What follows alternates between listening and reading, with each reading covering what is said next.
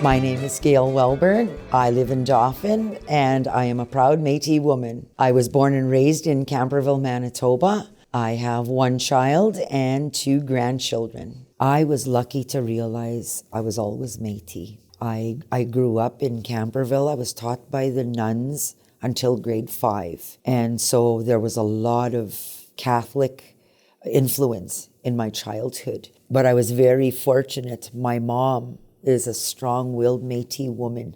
So she always reminded me and never let me forget who I was. She would come to the school and she would talk to me in our language, even though it wasn't really acceptable. But she would come and talk to me in the language there. Like, she realized that, we needed to hang on to who we were. We needed to know who we were to know where we were going. She's aged a little bit, but still, her words still ring in all the time. I use her teachings every day. And it's a reminder, like, we've got to keep teaching our people, because a lot of our youth today have no idea what it is to be Métis today. They're so removed from the land and everything else that used to make us Métis. Was that a day school that you went to, or was it just regular school? Would you mind talking about that? It was a day school. It was in 2 different locations. My first year, I was in kindergarten at what was an old army barracks in Camperville. And then the army left and the barracks were just sort of turned over to, I believe, the reserve. I believe, and the communities used it for education. And it started off with school and then became other things. But I went there for kindergarten and then went to the convent school in Camperville for grade 1 to grade 4. And then in grade 5, there was a school built in Camperville, the Philomene Chartrand School. And so I had my first lay teacher in grade 5 there. But like I said, it was school. Kindergarten to grade 4 was a lot of religion. It was different. For me, it was a good experience. For a lot of people, it wasn't. And when I say a good experience, there was things there that left marks in my life, but I moved on with those. There's other kids who just didn't have it so easy. But my home life was pretty rough.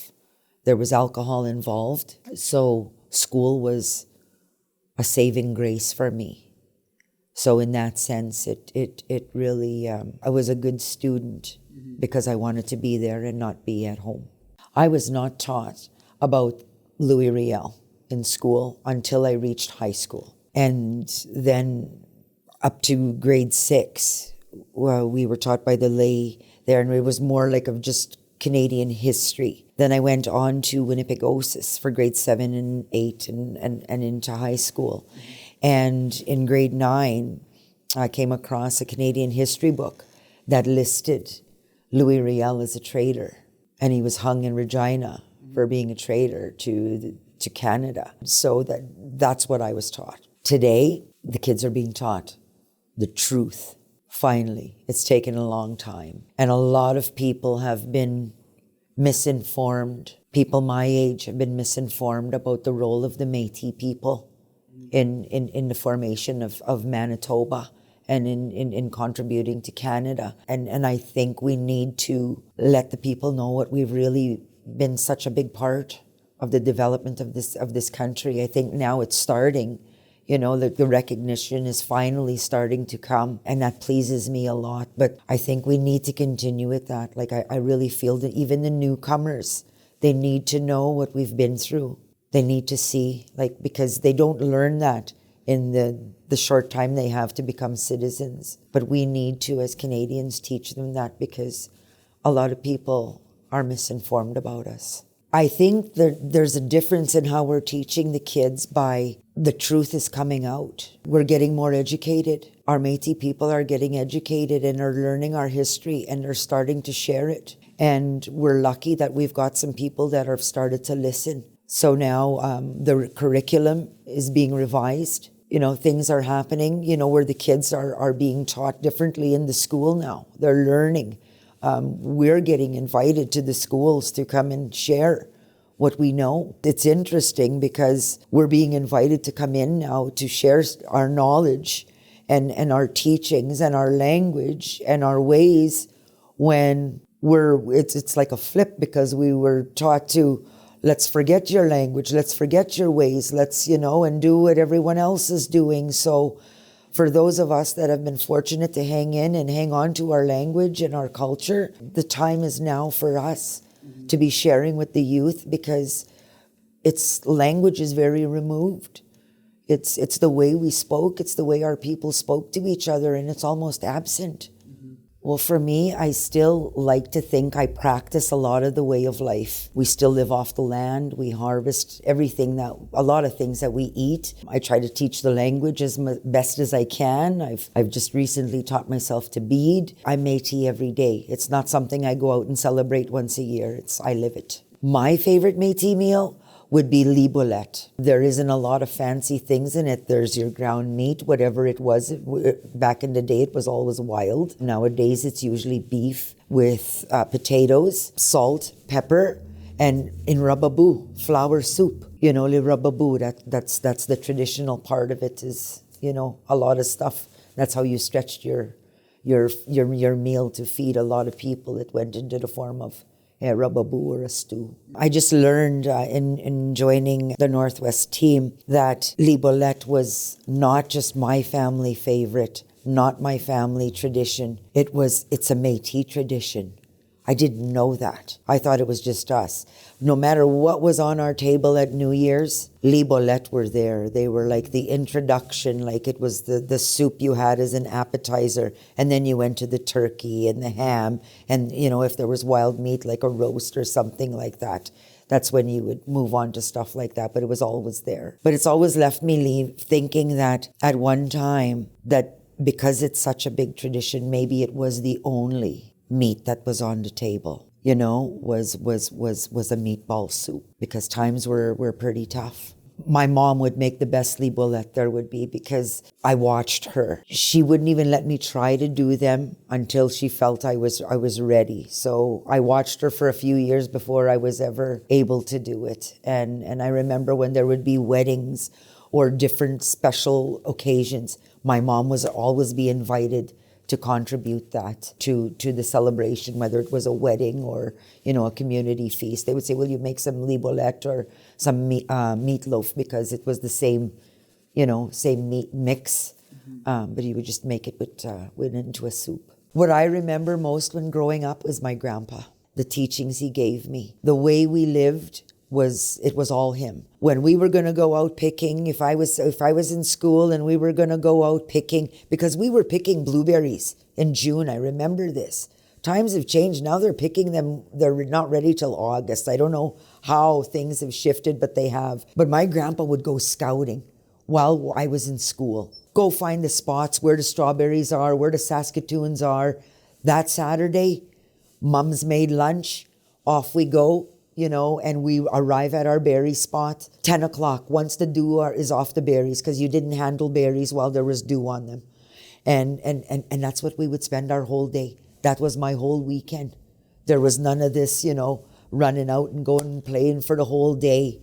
It was the whole family worked. And I think that's why I'm so in tune with my culture, as I was made to live it. I didn't holiday it. It was our way. Like the things we ate were different. Even some of the people in my community sort of laughed at us when we talked of eating things like la panse, which is cow intestines.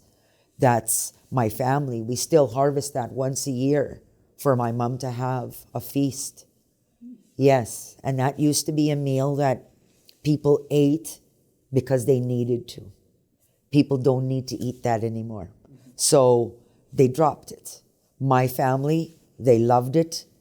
They continue to eat it. So and now it's become like a celebration of our Métis culture. Once the cattle are not eating straw anymore, they're eating the green grass, and it's easy to clean. We'll go and get ourselves one and clean it up and feast with my mom. I went to school in Winnipegosis in grade 7 and started to have different experiences and wasn't so bushed, I guess, You know, I saw different things. I wasn't always in the bush because we were always in the bush. You know, when school was over in June, we locked up the house and we were gone because we were making money for the rodeo. We were picking blueberries. We were selling blueberry boxes. And the whole family goes. So the house would get locked up. And when I say locked up, we had a hasp and you put a stick there. And that was it.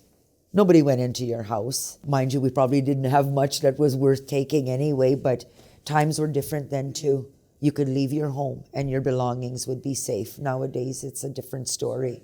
As soon as June would hit, we'd be going out to the blueberry patch. We'd lock up the place. I remember we'd even put boards on our windows. You know, just tack, boards on the window. I don't know why we ever did that. And then lock the door. And when locking the door, we just flip the hasp, put a stick there. That was it. That was the lock. And off we would go. And you would come home in a month and a half and find everything was still fine. All your belongings were still secured. Like I said, we probably didn't have much that was worth taking. Back then, your stuff was safe. People shared a lot more then too. So we'd go to the blueberry patch for a month and a half at a time, eat whatever we caught there. There would be snares that would be set, and doing all this stuff. And you went in by horse team. So it wasn't like you were going to be going to the store, to the superstore to go get anything. That was not the way it was. You packed in for the whole time you were there. And a buyer came in, bought your berries. And there was someone else who had a little store there so you could buy supplies without even leaving. Like it became quite a village when the berries would come into season. I have one daughter and 2 grandchildren. We all reside here in Dauphin. She works in Dauphin here as well. And my grandkids are just approaching teenage years. And I'm working on teaching them about being Métis. They've grown up in Dauphin and would be those kids that don't really know what being Métis is. They've never been out in the bush picking with me. Mm-hmm. So they're removed from that kind of stuff. They came from Brandon and we've both sort of connected here. So my goal as grandma is to teach them and share with them and go back to my home community of Camperville and say, we're going this weekend because we're going out for Saskatoons, or we're going to do some harvesting like that because that's been absent in their lives. Mm-hmm. And I need for them to know that being Métis is a big part of who they are. Well, there is a lot of exciting stuff that's happening with language revitalization right now. I'm being a Michif speaker. I'm excited that we've got a community that is got some elders, some speakers in it that have some understanders, some people that want to learn, and some people that don't know the language that all come together to celebrate the language. We're putting out publications and opportunities for things for people to use at home to teach their children, for elders whose languages they've lost it, say 2 generations ago. We've interviewed elders who are mourning their language. They come to the Michif night so they can hear it. They don't attend any other function that's hosted anywhere, but because it's language. And they're hearing something that they've not heard since they were children. They're coming out. We're being, people from BC are connecting with us that they heard we're doing this. Can we zoom in? They just want to hear the language. It's been gone for so long. So we are working as quick as we can to develop these understanders into speakers so we could start teaching it. We're creating opportunities for the speakers to get together with understanders so we can celebrate it and hear it and use it. Mm-hmm. Quite often, I don't even have someone to speak to if I'm not talking to my mom. There's very few people I could speak to have a conversation, right? There's not many. So there is an urgent move forward to develop teachers, which is what we need to do. Because if we're going to teach our children, the kids need somebody to talk to. We've got to teach the parents. Well, I'm excited because I would like to say yes. I know the interest is there. I see the interest. I feel the interest. I feel the enthusiasm from people who come out and hear and understand and gather one word. And then they come back at you the next time and they're saying that word and they've been practicing it since that last time because it means so much to them. So it's very exciting. There's organizations in our province that are working on the preservation of language. And I think that with a group and, compiled effort, we're not going to hear the end of the Michif language. It's going to survive. There is an unfortunate group of people, elders, who the language has been removed from them for so long, feel it's too late. And it's just because it's been so removed from them. They're even speaking like as children, they spoke in secret. Whenever you were around other people, you spoke in English. The only time you spoke in Michif was when you were at home, behind closed doors, and so nobody knew you were speaking. So it became a dirty secret. We are re-educating on how proud we should be to have that language. It is the official language of the Métis people. It is the recognized language of the Métis people. And so they've been taught that it's not important, it's dirty, it's a bastardized form of en français. No, it's not. It's its own unique language that needs them to come out and share it and celebrate it. And a lot of our Michif speakers, they dropped Michif and picked up French, right? I'm sure where you're from, that might have been the case. How do you be Métis in Dauphin Monday to Friday, right? How do you celebrate that?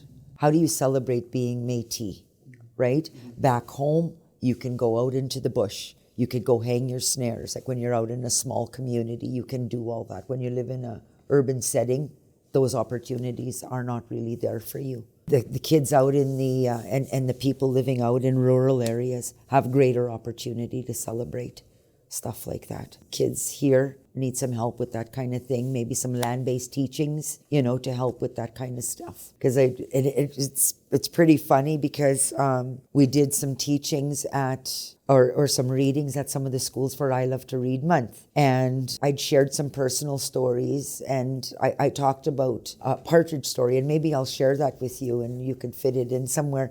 But anyway, I said, and when I was a little girl, I hung snares and we shot partridges, and in the snares would be the rabbits, and we would make rabbit soup and everything like that. And and they're delicious to eat. And so I'm telling the kids this, and the kids are just like, because in the back of the room is a little cage with their pet rabbit, right? So I had to take that back and say, well, I'll tell you, I came from a time where we had to eat that. We had to. Today, we don't have to eat it. We can have it as a pet. That too has changed in the times, right? So the kids can consider things like this rabbit as a pet as opposed to me as food. I enjoy many Métis cultural activities. I was taught some beading, flat beading, so I love to do that. That's what I do in my spare time. But something that I really enjoy, as that would be considered a Métis pastime, is watching the shift that's occurring in our music. Back in the day, when I was a kid, I, as a little girl, would sit and watch the elders. The elders are playing the fiddles. The elders are playing the guitars. The elders are dancing square dance. Today, the kids are playing the fiddles. The kids are playing the guitars, and the kids are square dancing. So that's powerful. We're here. We're teaching, so now our elders are watching our kids. So we've come full circle. To me, that's the one thing that sticks out with me right now. It's just like oh my gosh, we're growing, we're evolving. And like Louis Riel said, my people will sleep for 100 years and it will be the artists who give them back their spirits. That's exactly what's happened in the way of the beadwork, in the way of the arts and crafts that are coming out, in the way of the music, the songs, people picking up on the fiddle. All of that is our celebration of our culture. I didn't know if this were to be a true story until recently, but my grandfather had always told me of the first Christmas present he could remember getting. He figured he was maybe 2 or 3 years old, and what it was a ball made out of the feed sack of a partridge. It was. There's 2 ways in, right? There's the way up, the way down, right? So obviously it was cleaned out And so one end was tied off and it was blown up, and then it was tied off, and then it was lubricated with something so it would not get brittle and crack. So he said he played with this thing for quite some time, and he said he cried so much when it broke, but he said he had it for maybe 2 or 3 months. But to think that was the kind of stuff, like our people used everything. Nothing was wasted, right? So somebody made a Christmas present for a little boy out of a partridge feed sack. And I thought my grandpa was pulling my leg until I told that story at this past February at a school. And one of the parents there said, we did one. My dad showed me how to do one. That's real. So that was really something that people did at one time for their children. And, like you saw, like scrap dolls, made out of any little pieces of cloth and everything, and little wood guns and, the bow and arrow things and stuff that they used to do. And then there was the partridge sack ball, something that I have always thought, and there used to be a lot of these when I was growing up. There would be celebrations. People would gather. There would be fiddling, there would be dancing, there would be food, there would be visiting, and language. All of it would be there. So that's what I think needs to happen, is there needs to be opportunities for us to gather in the communities of the people where they live to see how they celebrate. I often hear of elders talking, back in the day when I was a kid, at New Year's, you ran from house to house eating, visiting. You spent all this time visiting. That doesn't really happen anymore. We need to pick that up. Everybody's too stuck on their devices. We're not having our face-to-faces anymore. My advice to the Métis youth would be to follow their dreams, keep working hard. The opportunities are great right now. Our Métis Nation has never been stronger. The time for them is now. We've never been in a better place as a Métis Nation, and there's so many opportunities out there for them. I can honestly say you can dream and it can come true. If you have an aspiration to do something for education, those opportunities are out there today. I'd heard this quote, and it just says everything to me. Our elders survived so our youth could thrive. I really think that's everything. Like everything that's coming now that our youth can take advantage of and utilize is been done because of the work that's been done the people before them. And the time is now. Get on it, live your dreams and follow them, and they'll come true.